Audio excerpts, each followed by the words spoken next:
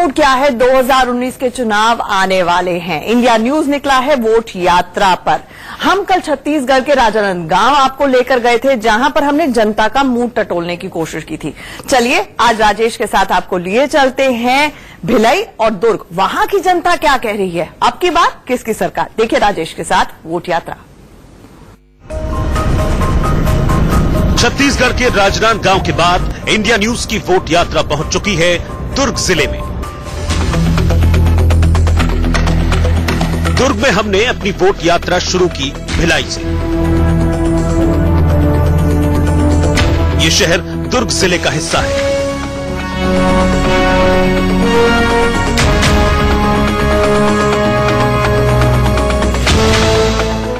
भिलाई नगर के बीचों बीच बना ये प्रगति चक्र तरक्की की कहानी कहता है।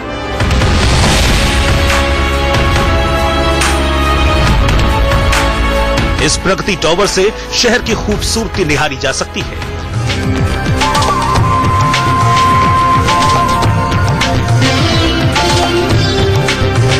तरक्की की इबारत लिखने वाले उद्योगों की चिमनियां भी इस टावर से साफ साफ दिखाई देती हैं।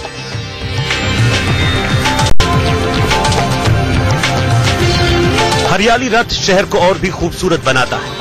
भील आदिवासियों की वजह से भिलाई नाम से मशहूर इस शहर में प्रगति का चक्र लगातार घूमता रहता है। भिलाई स्टील प्लांट इस शहर की शान है, जो इसे दुनिया भर में खास पहचान दिलाता है। 111 एकड़ में फैला मैत्री चिड़ियाघर भारत और रूस की दोस्ती की कहानी बयां करता है।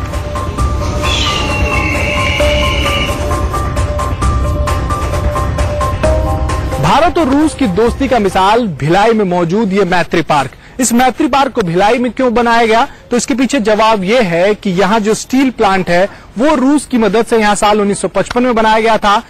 उसी दोस्ती को नया आयाम देने के लिए साल 1972 में इस पार्क को बनाया गया। इस 111 एकड़ में पार्क फैला है और भिलाई और दुर्ग में रहने वाले लोगों के लिए यह खासा आकर्षण का केंद्र है। भिलाई दुर्ग छत्तीसगढ़ की राजनीति में अहम स्थान रखते हैं। यही वजह है कि कांग्रेस और बीजेपी इस इलाके पर खास ध्यान दे रही है। भिलाई में 14 जून 2018 को पीएम मोदी ने भिलाई स्टील प्लांट को रीलॉन्च कर यही संदेश दिया था कि विकास उनकी पहली प्राथमिकता है। तो वहीं कांग्रेस अध्यक्ष राहुल गांधी ने भी 18 मई 2018 को भिलाई में बूथ लेवल कार्यकर्ताओं में नई जान फूंकने की कोशिश की थी। आपको गब्बर सिंह का अच्छा लग रहा है? बिल्कुल नहीं लग रहा है। भिलाई में पीएम मोदी ने रोड शो किया तो राहुल गांधी ने भी रोड शो के जरिए छत्तीसगढ़ की जनता की नब्ज टटोलने की कोशिश की।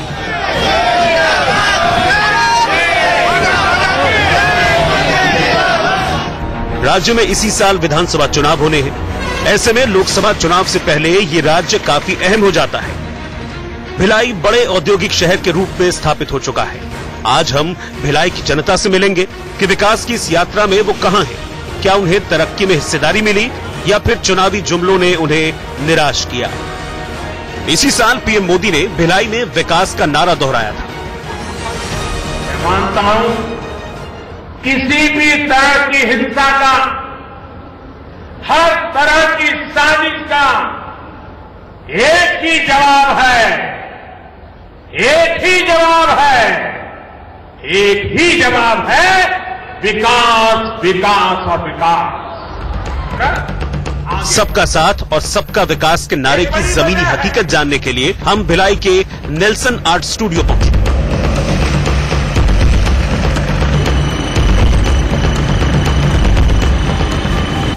यहां मूर्ति बनाने का काम होता है।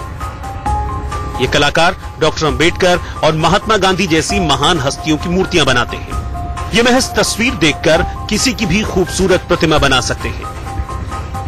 देश दुनिया में मशहूर और पद्मश्री से सम्मानित मूर्तिकार J.M. नेल्सन से हमने जाना कि सरकारें उन जैसे मूर्ति कलाकारों के लिए क्या करती है।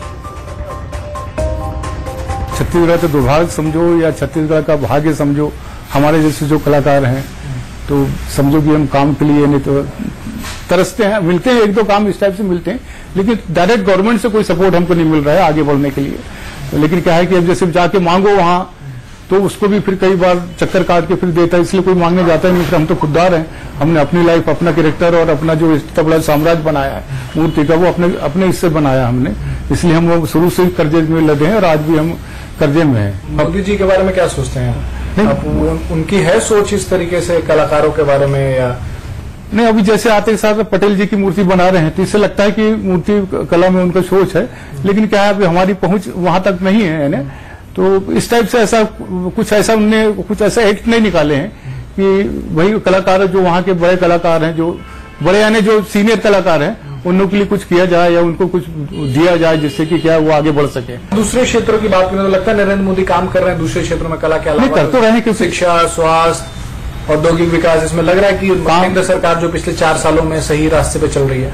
नहीं, इस बार में भी तो जो प्रोग्रेस हमारे छत्तीसगढ़ में हुआ है उसकी हम कल्पना नहीं कर सकती। हम भिलाई से जब सेंट्रल वेव से निकलते हैं हाईवे से, तो हम खुद ही नहीं पहचानते कि हम भिलाई में जा रहे हैं। प्रोग्रेस तो बहुत हुआ छत्तीसगढ़ शासन जब से बना है और मोदी जी आए हैं तो और बहुत सी चीजें बन रही है। लगभग 1100 करोड़ की लागत से बनने वाला IIT कैंपस छत्तीसगढ़ और देश के मेधावी छात्रों के लिए प्रौद्योगिकी और तकनीकी शिक्षा का तीर्थ बनेगा। उन्हें कुछ नया करने के लिए हमेशा प्रेरित करता रहेगा। ये बयान 14 जून 2014 को भिलाई में IIT के शिलान्यास के वक्त प्रधानमंत्री मोदी ने दिया था। शिवनाथ नदी के तट पर बसे दुर्ग और राजनांदगांव को जोड़ने वाले पुल पर हमारी मुलाकात कुछ युवाओं से हुई, जो 2019 में पहली बार मतदान करेंगे। इंजीनियरिंग के इन छात्रों से हमने जानना चाहा कि दुर्ग का माहौल क्या है और पढ़ाई के बाद नौकरी की कितनी संभावना है। देश का प्रधानमंत्री कौन है पता है? नरेंद्र मोदी। 4 साल से बीजेपी की सरकार चल रही है, पता है? जी। कैसी सरकार चल रही है? अच्छी चल रही है, अच्छी चल रही है। मोदी जी काम बढ़िया कर रहे हैं? आई थिंक वो काम तो बढ़िया कर रहे हैं, मगर यूथ्स के लिए जैसे यानी अपना नौकरी ये सब का काम थोड़ा वो हो रहा है, और जैसे स्टार्टअप्स है वो भी नई जैसे फेल हो चुके हैं। बेरोजगारी का क्या हाल चाल है? कह रहे हैं कि बेरोजगारी बढ़ी है। आपको लग रहा है कि बेरोजगारी बढ़ी है, लोगों को रोजगार मिल रहा है देश में? जी, बेरोजगारी तो बढ़ी है। हाँ, रोजगार नहीं मिल रहा है। रोजगार बढ़ा है। आसपास दिखता है कि इंजीनियरिंग जब कंप्लीट करके बाहर निकलोगे तो नौकरी मिल जाएगी, ऐसा दिखता है? इंजीनियरिंग के बाद जॉब बहुत मुश्किल है, मतलब जॉब तो बहुत कम है इंजीनियरिंग के बाद वैसे ही। क्या लगता है कि सरकार, नेता इसके बारे में सोचते हैं कि हाँ ये युवा इंजीनियरिंग कर रहा है, अपॉर्चुनिटीज कम है तो ज्यादा बढ़ानी चाहिए, ऐसा कुछ सोच रहे हैं देश में लोग? सरकार अब क्या सोचती है वो सरकार ही जाने, लेकिन दिखता नहीं है कुछ जमीन, उतना तो दिखता नहीं है कि क्या कर रही सरकार। तो 2019 में वोट देंगे आप? बिल्कुल नरेंद्र मोदी जी। हाँ। किसको वोट देंगे? नरेंद्र मोदी जी। क्यों नरेंद्र मोदी को? क्यों? क्योंकि मतलब और कोई उनके साथ अपोनेंट में ऐसा नहीं है जो कि लगे कि देश चला सकता है। मतलब नरेंद्र मोदी में इतना है कि वो देश चला सकते हैं। कोई विकल्प नहीं, इसलिए मौका मिलना चाहिए? नहीं, काम भी उन्होंने अच्छे किए हैं, कुछ अच्छे किए काम जी। मिलना चाहिए फिर से नरेंद्र मोदी को मौका, या राहुल गांधी को मौका मिलना चाहिए? अब राहुल गांधी बनेंगे भी या नहीं बनेंगे ये तो भी नहीं मालूम, अभी गठबंधन का भी नहीं मालूम है। आपके हिसाब से किसको मौका मिलना चाहिए? को मैं तो सोचता हूँ राहुल गांधी को मिलना चाहिए एक बार मौका। क्यों ऐसा सोचते हैं आप? क्योंकि जो अपना नोटबंदी हुआ उसमें भी तो अपना ब्लैक मनी ज्यादा वापस नहीं आया जिस हिसाब से सोचे थे, और जितना नोट छापा गया है उससे कमी, जितना नोट हम लोग छापने में पैसा लगा वो तो हमारा भरपाई भी नहीं हो पाया। हमारा लगता है कि मोदी जी की जो नीतियां रही हैं वो फेल रही हैं कुछ हद तक किया, कुछ ऐसी भी थी जो हुई है, बट उतना वो नहीं हुआ। ये दुर्ग के महमरा गांव की तस्वीरें हैं। सड़कों की हालत बेहद खस्ता है। बारिश में कच्ची सड़कों पर कीचड़ ही कीचड़। छत्तीसगढ़ में पिछले 14 साल से बीजेपी की सरकार है। केंद्र में मोदी सरकार को भी 4 साल से ज्यादा का समय हो चुका है। ऐसे में रमन सिंह सरकार की भी कड़ी परीक्षा होने वाली है। चाय बेचने वाला बोले भी नहीं क्या प्रधानमंत्री नहीं हो सकता है, ये यूपी के नेता बोल रहे हैं। भाइयों बहनों, देश बेचने वालों से अच्छा होता है चाय बेचने वाला अच्छा होता है।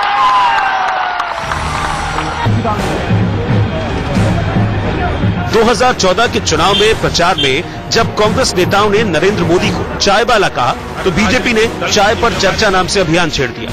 जनता ने भरोसा जताया और एक चाय वाले का बेटा देश का प्रधानमंत्री बन गया।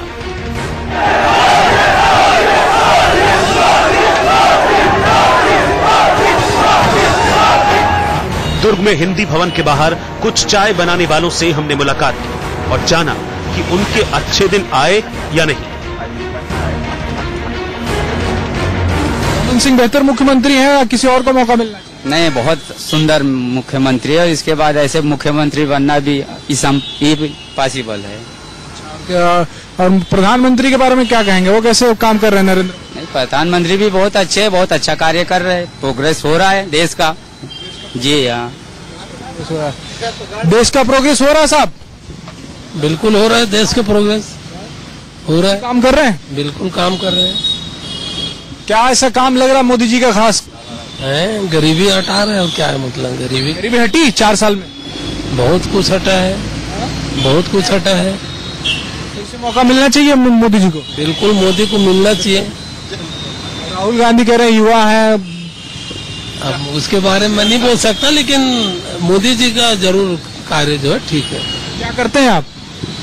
मेरा भी चाय का दुकान है। चाय का दुकान है जी। चाय वाले प्रधानमंत्री बन गए, आप भी सोच रहे हैं कुछ आगे बढ़ने को? अब चाय वालों का दिन अच्छा है कि नहीं 4 साल में? बिल्कुल सही है, सही है। क्या करते हैं आप जनाब? हरगांव में बस है। बस है। हाँ। 4 साल में मोदी जी का कामकाज कैसा रहा है? हाँ, अच्छा था, ठीक था काम। ठीक ठाक है। इतना 4 साल में काम किए मोदी जी की, फिर से उनको मौका मिलना चाहिए। मिलना चाहिए मौका। ऐसा क्या कर दिए हो? अब गरीबों को मकान दे रहा है, सड़क अच्छा बन रहा है, और गाड़ी वाड़ी चलने के लिए सुविधा भी है। मिलना चाहिए। छत्तीसगढ़ में विकास हुआ है पिछले रमन सिंह जो सरकार है, कई सालों से मुख्यमंत्री हैं। हुआ है विकास, विकास हुआ है। विकास हुआ है। जैसे क्या विकास में क्या खास हुआ है? सड़क अच्छी बनी है, और ये स्मार्ट कार्ड के भी 50,000 रुपये कर दिए हैं, 30,000 से बढ़ा के। और शिक्षा कर्मी का भी ये सम्मिलन कर दिए हैं, शिक्षक बना दिए हैं, और बहुत सारे रोजगार के साधन कर रहे हैं। बोल रहे थे कि नोटबंदी और जीएसटी मोदी जी लागू किए, उससे बड़ा दिक्कत हो गया हम लोगों को। हाँ, थोड़ा बहुत तो दिक्कत हुआ है हम पब्लिक को, लेकिन जो भी काला धन था उसमें कुछ कमी भी आया है। कमी आया उसमें? विपक्ष तो कहती है कुछ नहीं, ऐसे हवा हवाई है सब कुछ। सही बात है क्या? नहीं, मोदी भी अच्छा काम किए हैं। वोट देंगे 2019 में मोदी को, कांग्रेस को वोट देंगे? अब वो समय आएगा तो बताएंगे। फिर से बनेंगे क्या मोदी जी प्रधानमंत्री? May be, may not be. आपका मत क्या है? बनना तो चाहिए।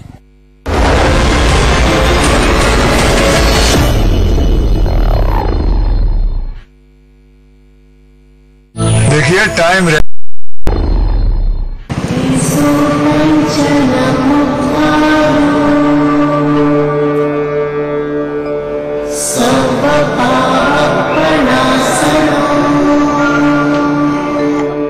ये दुर्ग का प्रसिद्ध जैन मंदिर है। मान्यता है कि यहाँ 23वें जैन तीर्थंकर श्री पार्श्वनाथ जी ने साधना की थी। पीएम मोदी का इस मंदिर से पुराना रिश्ता है। बतौर गुजरात के सीएम वो इस तीर्थ स्थल से जुड़े रहे हैं। हमने मंदिर ट्रस्ट के लोगों से पूछा कि 2019 में देश की जनता किसे आशीर्वाद देगी। फिर से बनेंगे क्या मोदी जी प्रधानमंत्री? May be, may not be. आपका मत क्या है? बनना तो चाहिए। रमन सिंह मुख्यमंत्री के लिए फिर से 2018 में उतरेंगे? ये चांसेस तो छत्तीसगढ़ में नजर नहीं आते। जिस हिसाब से कार्य हुए हैं वो कार्य, जैसा अभी इन्होंने ही बताया। अब देखिए, आपको अगर शौचालय बनाना है तो पहले पानी का आउटलेट कहाँ है, पानी उसमें आएगा कहाँ से और पानी जाएगा कहाँ से। अब वो तो हिंदुस्तान में भेड़िया दसान है कि उन्होंने, ऊपर वाले ने एक आदेश दे दिया बनाओ शौचालय, तो सब लाइन से शौचालय बना रहे हैं। वैसे ही जैसे और कचरा वाले ये हो रहा है। अब बड़े बड़े ठेके बड़े बड़े लोगों को दे दिए गए, छोटे लोग बेरोजगार हो गए। नहीं तो छोटे लोगों को नगर पालिका, नगर निगम, पंचायत में नौकरियां मिला करती थी। आजकल वो हाई लेवल के, और उसमें जब टेंडर निकलता है तो जिसके पास इतने साल का अनुभव, ये सब करके, और वो जो जिनके रिलेटिव्स होते हैं उनको वो टेंडर मिल जाता है। व्यक्तिगत तौर पे मोदी जी के कार्य का तो हर कोई व्यक्ति सराहना करता है, उसमें कोई दो मत नहीं है। लेकिन जहां तक जो योजनाएं बनती है उसकी धरातल पर क्रियान्वयन है, उस पर मोदी जी क्यों न किसी भी प्रकार की जो राजनीतिक नेता रहते हैं उनका वर्चस्व नहीं रह पाता। क्रियान्वयन जो होनी चाहिए वो उसकी जो क्रमबद्धता होनी चाहिए, वो ऐसा लगता है कि उसका क्रियान्वयन के लिए सही तरीके से विचार नहीं किया जाता। 2014 के चुनाव में बीजेपी ने छत्तीसगढ़ की 11 में से 10 सीटें जीत ली थी, लेकिन दुर्ग में कांग्रेस ने बीजेपी को क्लीन स्वीप करने से रोक दिया था। कांग्रेस के ताम्रध्वज साहू यहां से लोकसभा सांसद चुने गए थे। विधानसभा चुनाव में भी दुर्ग जिले की 7 विधानसभा सीटों में से कांग्रेस सिर्फ 2 ही जीत पाई थी।